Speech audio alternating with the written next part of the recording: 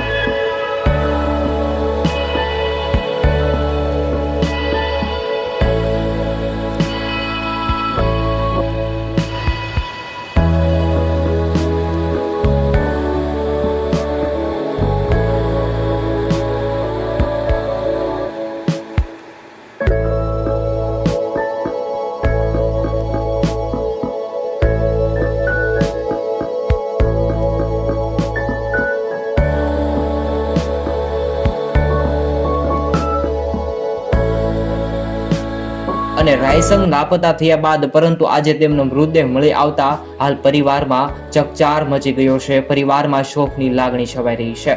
વતનથી પરિવારજનો છેલ્લા 4 દિવસથી રાયસંગજી હેમખેમ મળી આવે તેવી આશા સેવી અને બેઠા હતા, પરંતુ ભગવાનને કંઈક બીજું જ મંજૂર હતું। ઘટનાના 4 દિવસ બાદ રાયસંગજીનો મૃતદેહ મળી આવ્યો છે। આર્મી જવાન શહીદ થયા છે તેના સમાચાર સામે આવ્યા છે। શહીદ જવાન રાયસંગજી ઠાકોર લગ્ન જીવનની વાત કરીએ તો 2019ના રોજ ગોરીસણા ગામે અને અનુપમની દીકરી અસ્મિતા સાથે તેમના લગ્ન થયા હતા। લગ્ન જીવન બાદ તેઓ એક બાળકના માતા પિતા પણ બન્યા હતા। આવી રીતે હાલ મૃત્યુ બાદ 8 મહિનાના બાળકે પિતાની છત્રછાયા ગુમાવી છે। રાયસંગજી ઠાકોરને લઈ અત્યારે ઘણા બધા દુઃખદ સમાચાર મિત્રો સામે આવી રહ્યા છે। ભગવાન તેમની આત્માને શાંતિ આપે। કોમેન્ટમાં ઓમ શાંતિ લખજો।